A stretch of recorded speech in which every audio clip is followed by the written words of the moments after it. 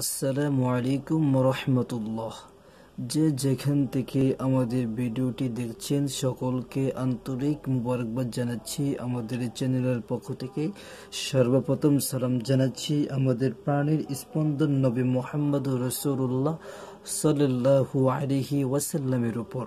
আজকে আপনাদের পঞ্চম শ্রেণীর গণিত বইয়ের প্রথম অধ্যায় অর্থাৎ গুণের প্রথম অধ্যায় থেকে ইনশাআল্লাহ আমরা সহজ পদ্ধতিতে কিভাবে গুণ করা লাগে সেটি নিয়ে বিস্তারিত আলোচনা করব। সহজ পদ্ধতিতে কিভাবে গুণ করা লাগে সেটি নিয়ে ইনশাআল্লাহ আপনাদের সামনে বিস্তারিত আলোচনা করব। আসুন আমরা সহজ পদ্ধতিতে অঙ্ক করতে হলে আমাদেরকে কি কি জানা দরকার সেগুলো আমরা জেনে নিই। প্রথমত আপনাদেরকে সহজ পদ্ধতিতে গুণ করতে হলে প্রথমত আপনাদেরকে যে জিনিসটা জানতে হবে সেটি হলো 10-এর ঘাত জানতে হবে। আপনাদেরকে প্রথমত 10-এর ঘাত জানতে হবে। তাহলে আমরা ইনশাআল্লাহ শুরু করি। 10-এর ঘাত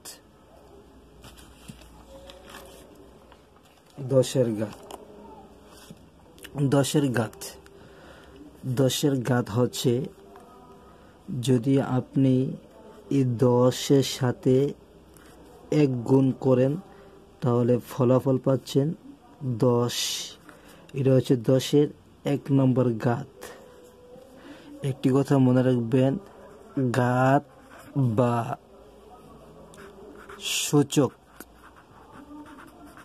একই কথা, ঘাত বা সূচক একই কথা। এটা আপনারা যারা পঞ্চম শ্রেণীতে পড়াশোনা করেন, আপনারা 6 বা 7, 8, 9, 10-এ উঠতে তখন ঘাত সূচক এগুলো বুঝবেন। আমরা শুধু আজকের ক্লাসটি আপনাদের মূল বই পড়াবো না, শুধু বেসিক নলেজটি দেব। আজকে আমরা বেসিক 1, তারপরে যে ক্লাসটি থাকবে বেসিক 2, 2টি ক্লাস আপনাদেরকে করার পরে মূল বইয়ের অঙ্ক যাব ইনশাআল্লাহ। মূল বইয়ের যত অঙ্ক আছে উদাহরণ সহ, উদাহরণ ছাড়া সবগুলো অঙ্ক সহজ পদ্ধতিতে আমরা করাবো।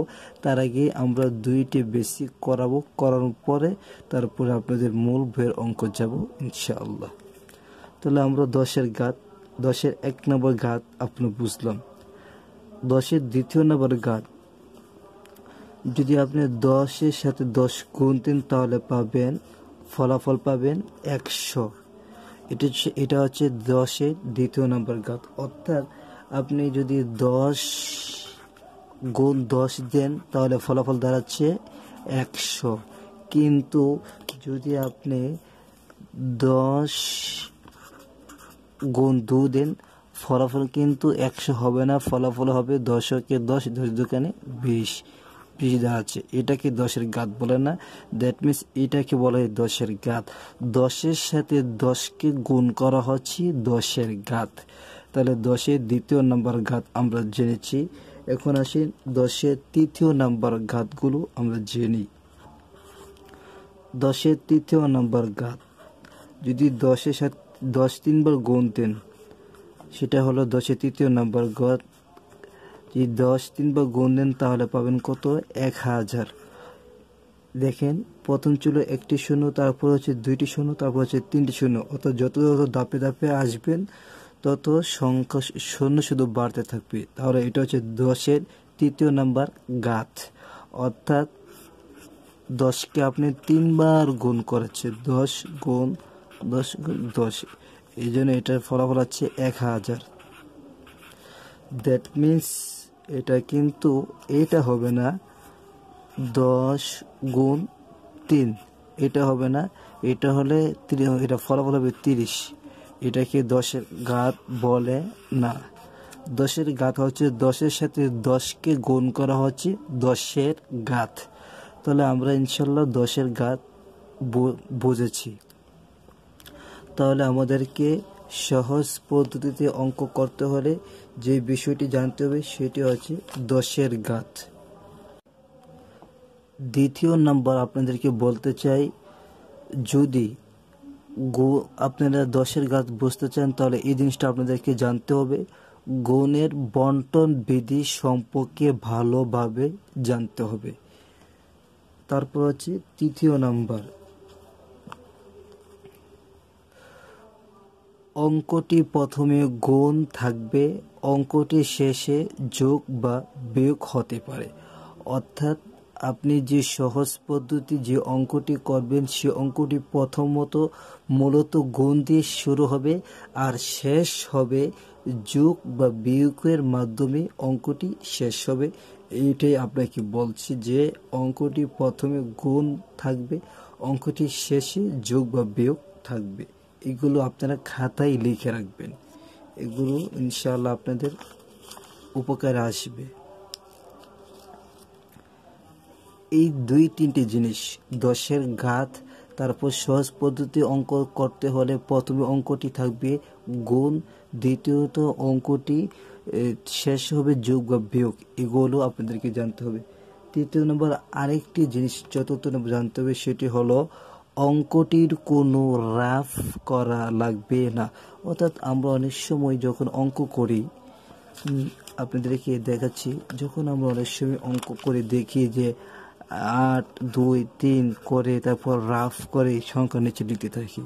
এই জন্য এটা বলা হচ্ছে সহজ পদ্ধতিতে যখন অঙ্ক করবেন তখন কোনো রাফ করা লাগবে না, সেটি বলছে আমার এই সংখ্যাটি। তাহলে আসুন আমরা ইনশাল্লাহ আপনাদেরকে কয়েকটি জিনিস আপনারা যদি বুঝতে পারেন তাহলে সহজ পদ্ধতি অঙ্ক বুঝবেন। তার আগে আরেকটি সংখ্যা আপনাদেরকে দিতে চাই। সহজ পদ্ধতি অঙ্ক করতে হলে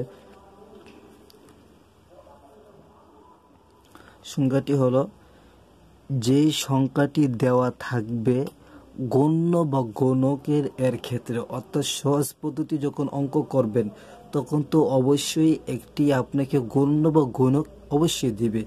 যেমন আমরা সংখ্যাটি আগে পড়ি, যে সংখ্যাটি দেওয়া থাকবে গণ্য বা গণক এর ক্ষেত্রে তাকে পরবর্তী একটি পূর্ণ সংখ্যা চিন্তা করতে হবে যেন সংখ্যাটির মধ্যে 10-এর ঘাত পাওয়া যায়। অর্থাৎ আপনাকে দেখাচ্ছি, আমরা তো অবশ্যই 10-এর ঘাতগুলো বুঝেছি, আমরা তো আপনাকে 10-এর ঘাত বুঝেছি। 10-এর সাথে 1 গুণ করে 10 পাবেন, দুইটি 10 গুণ দেন তাহলে পাবেন 100। দ্যাট মিনস 10 গুণ 2 যদি দেন তাহলে ফলাফল পাবেন 20। এইটা 10-এর ঘাত না, 10-এর ঘাত হচ্ছে 10 গুণ 10, এটা হচ্ছে 10-এর ঘাত। এই 10-এর ঘাতগুলো ভালোভাবে আপনাদেরকে বুঝতে হবে। যদি না বুঝেন তাহলে আমরা ইনশাল্লাহ আমাদের চ্যানেলে এই ভিডিওটিকে আমরা আপনাদের জন্য উপহার হিসেবে দেব। তারপর আপনারা এই ভিডিওটিকে স্কিপ করে দেখবেন, তাহলে বুঝতে পারবেন জিনিসটি। আবার প্রথম থেকে শুরুতে দেখবেন, তাহলে আপনাদেরকে যে জিনিসটা বোঝাচ্ছি, যে সংখ্যাটি দেওয়া থাকবে গণ্য বা গণকের ক্ষেত্রে তাকে পরবর্তী একটি পূর্ণ সংখ্যা চিন্তা করতে হবে যেন সংখ্যাটির মধ্যে 10-এর ঘাত পাওয়া যায়। আমরা সংখ্যাটি লিখি, আপনাদেরকে বোঝাচ্ছি। ধরেন আমরা 9 লিখলাম, তারপর 2 লিখলাম, আপনি কি পাচ্ছেন এখানে? আমরা এই পাশে লিখি 9 গুণ 2। আপনি যদি 9 নামাতে পরে 9কে 9 দোকানে 18, দেখেন আপনি কিন্তু 18 ফলাফল পেয়েছেন। ঠিক আছে, 18 ফলাফল পেয়েছেন। এই সংখ্যাটাকে অর্থাৎ এই গুণটাকে যদি আবার এইভাবে আপনি করেন 9, 2 এইভাবে যদি করেন, গণ্য বা গণক আগে পিছিয়ে হওয়ার কোনো সমস্যা নেই। আপনি যদি এইভাবে করেন তারপরও ফলাফলটি কী হচ্ছে? 18 হচ্ছে। কিন্তু যদি সহজ পদ্ধতিতে অঙ্কটি করতে চান, এই 18 ফলাফলটি সহজ পদ্ধতি আনতে চান, তাহলে আমাদের আমি যে জিনিসটা দেখাচ্ছি ওই নিয়ম আপনাদেরকে করতে হবে। ওই নিয়মে করতে হলে আপনাদেরকে 10-এর ঘাত জানতে হবে। যেমন এখানে লেখা আছে 10-এর ঘাত করতে হলে আমাদেরকে, আমরা ফলাফল পেয়েছি কত? 18। এখানে এইভাবে করলেও ফলাফল 18 পেয়েছি। এখন আমরা সহজ পদ্ধতি অঙ্কটি করি। 9 গুণ 2, আমরা এই 9কে যদি আমরা এখানে 10 লিখি, 10 থেকে যদি আমরা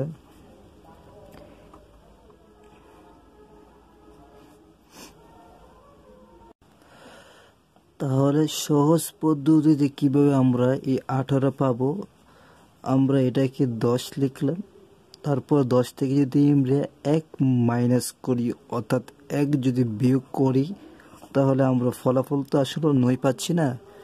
এই 9টাকে আমরা 10 লিখলাম আর 10 থেকে আমরা 1 বিয়োগ করলাম, তাহলে আমাদের 9 ঠিক থাকলো। তারপর সহজ পদ্ধতিতে যে অঙ্কটি এইভাবেই করা হয়। তারপর আমরা গুণ দিলাম, তারপর 2। এবার আসুন আমি যে আপনাদেরকে বলছি যে গুণের বন্টন বিধি এখানে হচ্ছে, আমি দেখাচ্ছি। এই 10 একবার 2 এর সাথে গুণ হবে, আর এই 2 হচ্ছে একবার 1 এর সাথে গুণ হবে।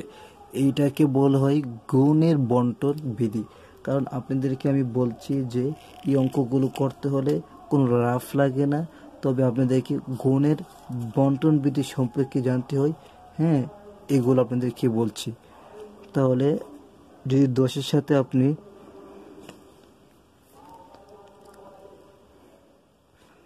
তাহলে 10 লিখে গুণ 2, এই বিয়োগটা বাইরে থাকবে অর্থাৎ ব্র্যাকেটের বাইরে। তারপর 1 গুণ 2 লিখলেন। এখন এই দুইটিকে গুণ করেন, 10কে 10 2 দোকানে 20, তারপর বিয়োগের বিয়োগ, এই 1-এর সাথে 2কে গুণ করলে বা 2-কে 2 হচ্ছে। ফলাফল দাঁড়াচ্ছে কত? আমাদের ফলাফলটি দাঁড়াচ্ছে, আপনাদেরকে লাল কলম দিয়ে দেখাচ্ছি, 20। দেখেন ফলাফলটি কিন্তু আমাদের দাঁড়াচ্ছে, ফলাফলটি হচ্ছে 18। 20-এর থেকে 2 মাইনাস করলে বিয়োগ করলে হয় 18। দেখেন তো অঙ্কটি আপনি যদি এইভাবে করতেন, গুণ 9-কে 9 দোকানে 18, আর এইভাবে যদি করতেন 9-কে 9 দোকানে 18, ফলাফল হচ্ছে দুইটি ফলাফল একই। আর সহজ পদ্ধতি যেন করছেন আপনি, এইগুলো করার পরে তারপর ফলাফলটা হচ্ছে 18। এইটা হচ্ছে সহজ পদ্ধতিতে অঙ্ক। দেখেন এখানে কি কি পরিবর্তন হচ্ছে। আমি আপনাদেরকে প্রথমে বলছিলাম যে 9-এর সাথে যদি 2 গুণ করে, প্রথমে অঙ্কটি শুরু হয়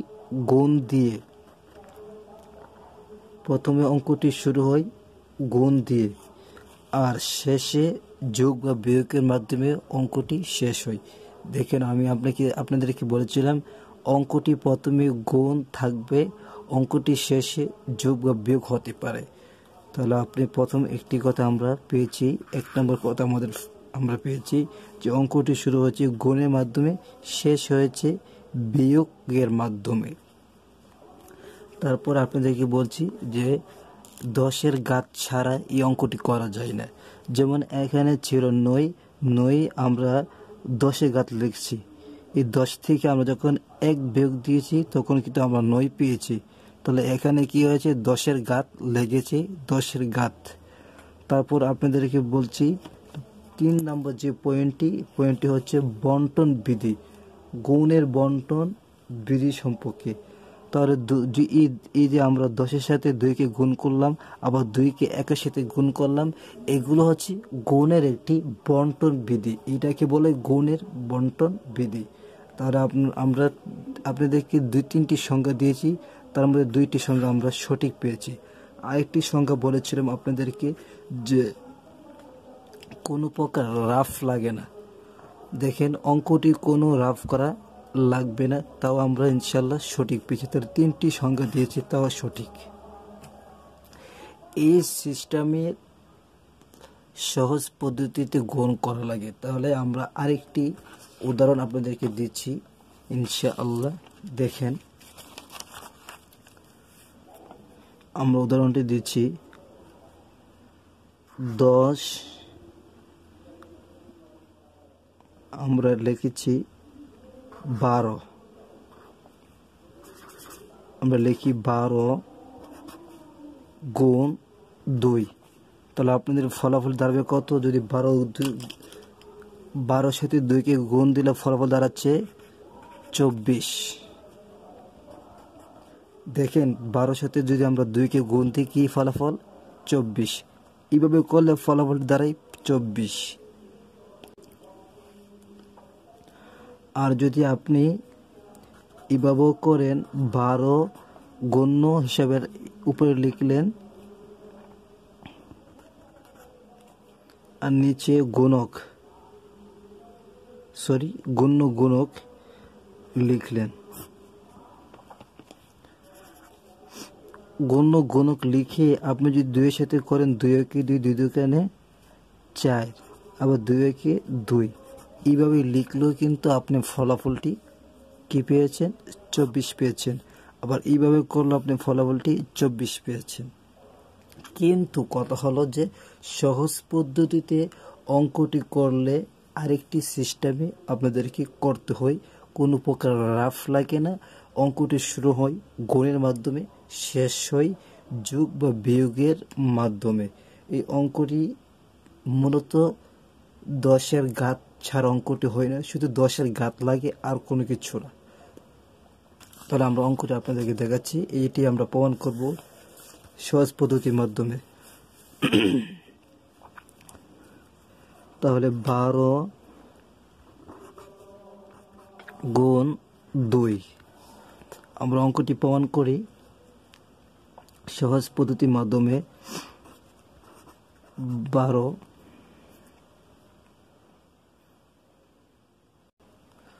তাহলে সহজ পদ্ধতির মাধ্যমে আমরা এই 24কে প্রমাণ করি। 12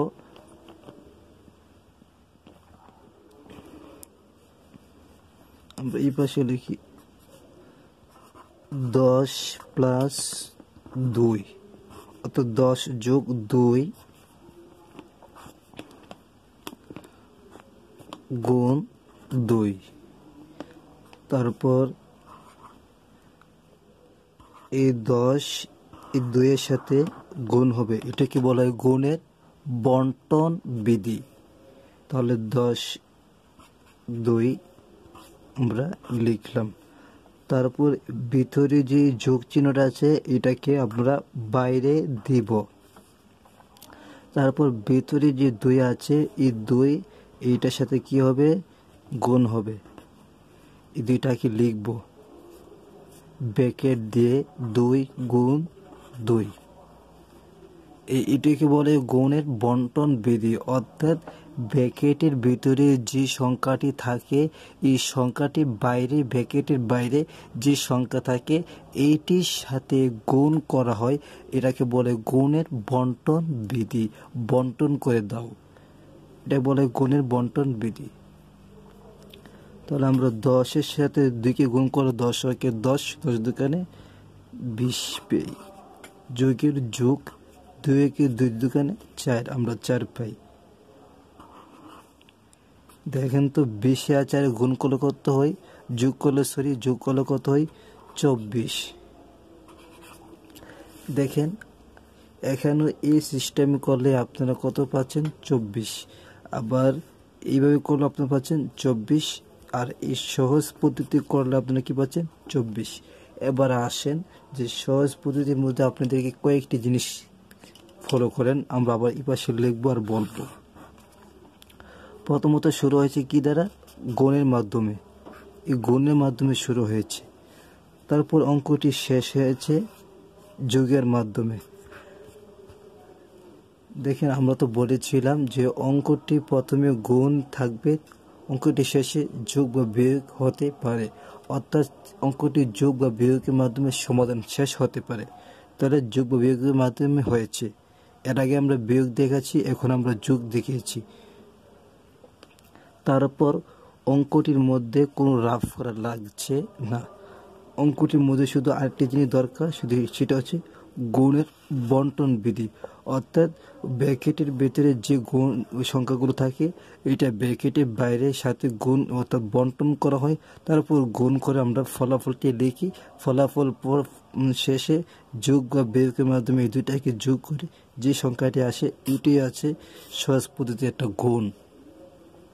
আসসালামু আলাইকুম ওয়া রাহমাতুল্লাহি ওয়া বারাকাতুহু।